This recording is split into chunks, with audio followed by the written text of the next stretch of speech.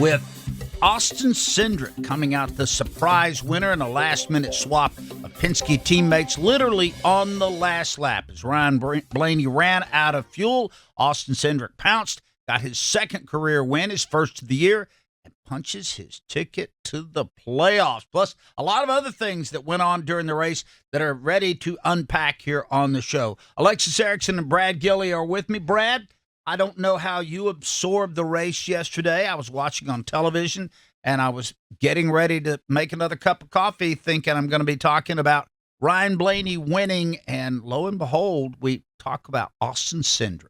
I couldn't believe it, and I was enjoying it on television with the Fox broadcast yesterday, and was just simply shocked. And you know, when they came into pit road with 67 to go, you thought, no problem, they know what they're doing, right? Of course they're going to have enough to go, not only the distance, but probably some overtime distance, because in the first 2 years at Gateway, they've got a history of actually, running long and going into overtime and having a lot of cautions in that final stage. It wasn't so yesterday, and I would say that's outside of maybe something mechanical that they weren't aware of, that's an embarrassing situation. Austin Cindric gets the win. He says, frankly, it was a little unbelievable. Definitely a bit of shock, bit of relief, and a lot of happiness. Happy for myself, happy for the team. There's a lot of individuals on this two-car that are equally responsible in a lot of ways for my opportunities to race at this level, to race for Roger Penske, and a lot of those guys believe in me probably more than anybody else, and the culture that we're starting to build on this team. It was a matter of time for us to put together a really good race,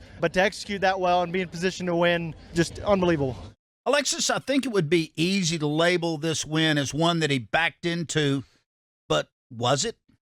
Yeah, I mean, certainly watching that race, you thought it was going to be one of two cars that won, Christopher Bell or Ryan Blaney. Bell ends up with having his issues with his motor missing and didn't completely blow up because he was able to make it to the end of the race, but he was not able to challenge Ryan Blaney any further for the lead. I'm in shock, just as he is, as he said in that clip, not only that he was able to get the win yesterday, but that he's the first Penske car this season to make it in the win column. I think, to answer your question, though, you have to be there. You have to put yourself in position to take advantage of situations like that. And to be honest, it's been a long time since Austin Cindric has run in the top 10, let alone the top 5, which they were able to do yesterday on varying strategies and things, but still had a car capable of running third. And that is what, in the end, put them in the position to be there when the other two drivers faulted. Austin Cindric said, hey, I turned off the radio, I've shut off social media, and I've tried to be focused.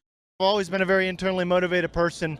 I cut out a lot of distractions in my life, and sometimes those are difficult decisions, whether if that's relationships or just fun things to do that don't involve making race cars go fast. And I'll be honest, I cut everything out and had a very introspective off season. You know, last year was very difficult in a lot of ways, but as my mom would always say, the power of positive thinking in a lot of ways. But I'm a very realistic person, so sometimes that's difficult to balance. But it's about having great people around you at the end of the day. Trust me, there's no better place to work, no better place to race than at Team Penske. I want to be with this team for as long as I'm driving race cars, but that requires winning. That requires being the best.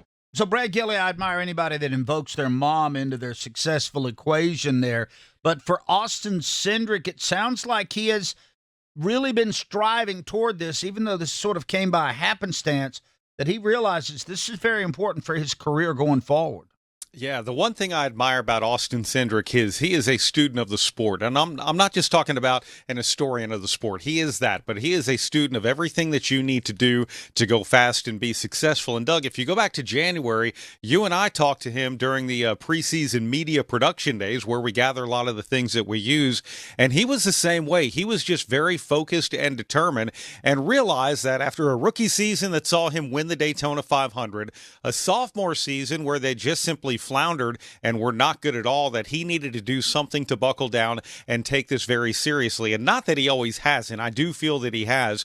But for Austin Cindric, that man is a robot. And I'll tell you what, it's paid off because, to your point earlier, it's not that he backed into the win. They qualified on the outside pole. They had top 3 stage points all afternoon long and were there to capitalize when it counted, and it paid off. The question is, what happens from here. This is only their second top 5, second top 10 of the season. The first happened back at Atlanta, race number 2. This cannot be a singular spike if he's to be taken as a credible threat to make a deep run into the playoffs.